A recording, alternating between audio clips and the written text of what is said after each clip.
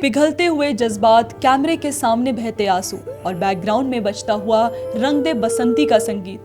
Social media scroll करते हुए आपको लगता होगा कि देश में कोई बड़ी क्रांति हो रही है। इंस्टाग्राम रील्स और स्टोरीज पर सेव द कंट्री के हैशटैग्स देखकर लगता है कि बस अब सब बदल जाएगा। हमारे युवा, हमारे देश का भविष्य सड़कों पर है। लेकिन क्या आपने कभी ठहर कर सोचा है कि इस भीड़ के पीछे का सच क्या है? क्या यह वाकई देश को बचाने की लड़ाई है या फिर यह डिल्यूजन ऑफ ग्रैंडियर है? क्या यह वाकई भगत सिंह बनने की राह है या फिर लाइक और शेयर बटोरने का एक और जरिया? आज पर्दा उठाना जरूरी है, आज सच बोलना जरूरी है। लेकिन इससे पहले हम वीडियो में आगे बढ़े दोस्तों, आप प्लीज हमारे सभी चैनल्स को सब्सक्राइब जरूर कर लीजिए। तो देखिए, सोनम वांगचुक ने अपनी हंगर स्ट्राइक तोड़ दी। सरकार अपना काम कर रही है, संसद में चर्चा होगी, लेकिन फिर भी सीजेपी अड़ी हुई है। अड़ी है वह तो प्रदर्शन करेगी। देखिए, इस देश में दो तरह के प्रदर्शनकारी होते हैं, पॉलिटिकल प्रोटेस्टर्स और इनोसेंट प्रोटेस्टर्स। सुनने में दोनों एक जैसे लगते हैं, लेकिन इनके बीच का फर्क जमीन आसमान का है और यह फर्क समझना आपके लिए और इस देश के भविष्य के लिए बेहद जरूरी है।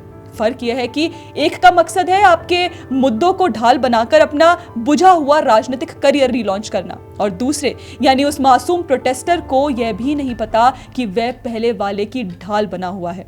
एक तरफ वो है जो एसी कमरों में बैठकर आपके भविष्य के मुद्दों पर अपना एजेंडा सेट करता है, वह तय करता है कि कब गुस्सा होना है और कब सड़क पर उतरना है, और दूसरी तरफ वो मासूम युवा है जिसे उन मुद्दों पर गुमराह किया जाता है। ये है आपके बेटे और ये है आपके बेटे के कथित नेता। फर्क साफ है, एक एसी में बैठकर बर्गर खा रहा है और दूसरा सड़क पर गर्मी में पसीना बहा रहा है, ये सोचकर कि वह देश बदल रहा है। सबसे बड़ा और भयानक फर्क यह है कि पहले वाले के यानी उस पॉलिटिकल प्रोटेस्टर के राजनीतिक सपने ये नहीं चाहते कि आपका मुद्दा कभी हल हो, क्योंकि अगर मुद्दा हल हो गया तो राजनीति किस पर होगी। इसलिए वह आपको उकसाता है, वह आपको भड़काता है, वह चाहता है कि माहौल इतना खराब हो जाए कि आप अपनी जान देने तक के लिए तैयार हो जाए। क्यों? ताकि वह आपकी चिता पर अपनी राजनीतिक रोटी सेक सके। उसे आपकी नौकरी या आपके पेपर लीक से मतलब नहीं है, उसे सिर्फ लाशों की राजनीति करनी है। और दूसरा, वह मासूम, वह अपने छोटे बच्चे को लेकर अपनी भावनाओं के सैलाब में बहकर वहां पहुंच जाता है। उसे लगता है कि वह न्याय की लड़ाई लड़ रहा है, लेकिन वह नहीं जानता कि वह किसी और के शतरंज का मोहरा है। देखिए, यहाँ एक बात बहुत साफ कर दे, कोई यह नहीं कह रहा कि पेपर लीक नहीं हुए, कोई यह नहीं कह रहा कि बच्चों के साथ गलत नहीं हुआ।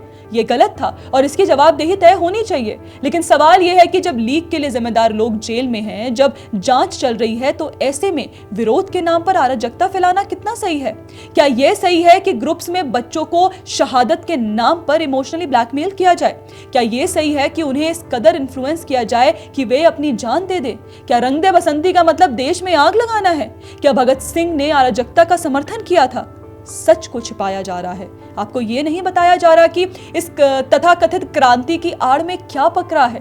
पॉलिटिकल और मासूम प्रोटेस्टर्स में फर्क तब साफ हो गया जब यह आंदोलन जंतर मंतर से पार्लियामेंट मार्च की तरफ बढ़ा। जंतर मंतर में उन 20 दिनों में कुछ मासूम प्रदर्शनकारी हो सकते थे जो वाकई हल चाहते थे, लेकिन पार्लियामेंट मार्च में केवल और केवल राजनीतिक फायदा था। देश की संसद को ना चलने देने में फायदा किसका है?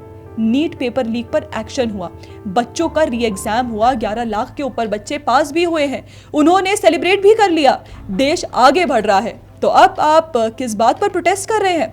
उन मासूम प्रोटेस्टर्स को यह सच क्यों नहीं बताया गया कि 20 दिनों तक इन पॉलिटिकल प्रोटेस्टर्स ने सरकार से कोई ठोस मांग ही नहीं रखी, ना उनसे बात करने की कोशिश की, और जब सरकार ने खुद रीच आउट किया तो सरकार ने सुना, मुलाकात की।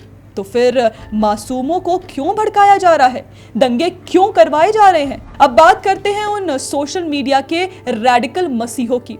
अपने 1.5 टन के एसी कमरों में बैठकर हाथ में सिराचा सॉस और गौरमे पास्ता बनाते बनाते ये इन्फ्लुएंसर्स रील्स बनाते हैं। सब्जी में तड़का लगाते लगाते सरकार को ताना मारते हैं, कैमरे के सामने ऐसे फुदक फुदक कर रोते हैं जैसे देश का सारा दर्द इन्हीं के 6.1 इंच के स्क्रीन में सिमट आया हो। लेकिन रील्स खत्म होती हैं तो क्या होता है? कट, रील पोस्ट हुई और अगला काम क्या है? कमेंट्स चेक करना, भाई क्या बोला है, so brave, absolute king, likes, comments और शेयर्स की गिनती चालू। लेकिन जरा ठंडे दिमाग से सोचिए, क्या इन्हें वाकई आपके पेपर लीक होने का दर्द है? क्या इन्हें आपके 18-18 घंटे लाइब्रेरी में घिसने की कीमत पता है? इनके लिए आपका गुस्सा इनकी रील का रीच बढ़ाने का ईंधन है। इन्हें इस बात से रत्ती भर भी फर्क नहीं पड़ता कि कल को सड़क पर पत्थरबाजी में अगर आपके ऊपर FIR दर्ज हो गई तो आपका करियर हमेशा के लिए बर्बाद हो जाएगा। क्योंकि जब आप पुलिस के डंडे झेल रहे होंगे तब ये इन्फ्लुएंसर्स अपने अगली स्पॉन्सर्ड पोस्ट की स्क्रिप्ट लिख रहे होंगे। यह कोई क्रांति नहीं है, ये परफॉर्मेटिव एक्टिविज्म है। यह समाज की वो बीमारी है जहां बिना एक किताब पढ़े, बिना जमीनी हकीकत जाने, सिर्फ एक रोने वाली रील बनाकर लोग खुद को भगत सिंह समझने का डिल्यूजन पाल लेते हैं। अगर इन्हें वाकई बदलाव चाहिए होता तो ये संवाद की बात करते, समाधान की बात करते, लेकिन इन्हें समाधान नहीं, सिर्फ कंटेंट चाहिए, और इस कंटेंट की कीमत चुका रहे हैं देश का मासूम छात्र। इसका एग्जाम्पल आपको विजेता दहिया के लेटेस्ट कमेंट से समझ आ गया होगा। वही बर्गर वाले जिन्होंने छात्रों के लिए आवाज उठाने का दावा किया, अब कहते हैं कि मेरी जिम्मेदारी नहीं है। यही तो इन्फ्लुएंसर्स की कहानी है। इसलिए देशवासियों और खासकर मेरे युवा दोस्तों, किसी भी चीज को शेयर करने के पहले उसे वेरीफाई कीजिए, उस भीड़ के एजेंडे को ब्रॉडर कॉन्सेप्ट से सोचिए। ये सोचिए कि ये इन्फ्लुएंसर्स बिना किसी डील के किसी दोस्त को भी टैग नहीं करते तो ये अचानक क्यों अपनी स्क्रीन पर रोएंगे। सवाल कई हैं। इस हंगामे में फायदा किसका है, जो सड़क पर पत्थर उठा रहे हैं या वो जो AC कमरे में बैठकर आपको पत्थर उठाने के लिए उकसा रहे हैं। जो प्रोटेस्ट कर रहे हैं वो राजनीतिक हैं या नहीं, क्योंकि याद रखिए, जब भीड़ का इस्तेमाल किसी और के फायदे के लिए होने लगे तो वो आंदोलन नहीं, वो साजिश बन जाती है। फैसला आपको करना है। आप एक जागरूक नागरिक हैं या किसी की राजनीति का महज एक मोहरा।